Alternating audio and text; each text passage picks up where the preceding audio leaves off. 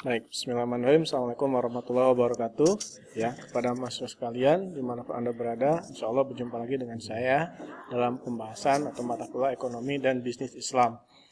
Dalam kesempatan kali ini kita akan mencoba membahas lebih jauh tentang bagaimana sebenarnya sistem asas ekonomi Islam. Baik, sebentar. Baik, nah ini yang kita akan bahas pada pertemuan kali ini.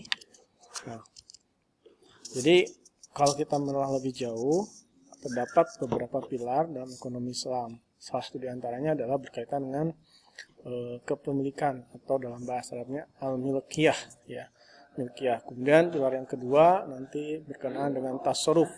Ya, tasarruf itu adalah pengembangan harta atau pengelolaan harta. Dan pilar yang ketiga itu berkaitan dengan taujih atau distribusi.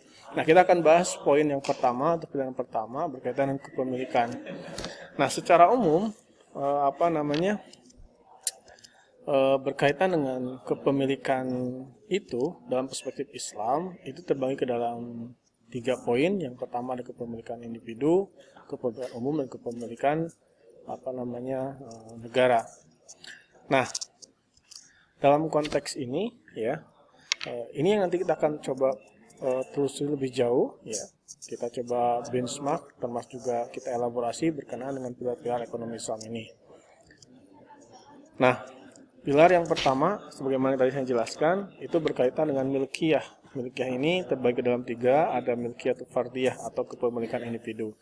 Apa yang maksud kepemilikan individu? Secara umum, kepemilikan individu merupakan, hukum syariat yang berlaku bagi zat atau manfaat tertentu yang memungkinkan ya, bagi yang memperolehnya untuk memanfaatkannya. Jadi intinya adalah memperoleh dan memanfaatkan. Nah, atau dengan kata lain, kepemilikan individu itu merupakan izin syariat pada individu untuk memanfaatkan barang yang kita miliki.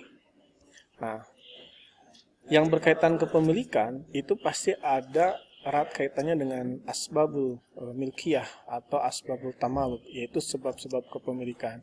Nah, apa itu sebab-sebab kepemilikan? Nah, kalau kita melihat dalam perspektif pengertian bahwa yang disebut dengan sebab-sebab kepemilikan merupakan di mana seseorang dalam memiliki harta itu tanpa menggunakan harta yang dimiliki sebelumnya. Nah, secara umum, sebab-sebab kepemilikan ini terbagi dalam beberapa poin. Yang pertama ada bekerja, yang kedua itu berkaitan dengan waris, yang ketiga kebutuhan harta untuk menyambung hidup, dan pemberian harta negara kepada rakyatnya. Serta yang terakhir berkaitan dengan tanpa kompensasi tenaga dan harta, ya. Jadi itu merupakan sebab-sebab kepemilikan. Nah, nanti sebab-sebab kepemilikan ini sebetulnya akan lebih kita elaborasi dalam pembahasan yang lain, terutama dalam konteks fikih muamalah, ya. Mengapa bekerja, waris, dan lain sebagainya itu merupakan asbabul milkiyah. Nah, bekerja ini penjelasan lebih jauhnya, ya. Ada ihyaul mawad, kemudian samsaro, musako, mudoroba, dan sebagainya. Ini banyak hal, ya.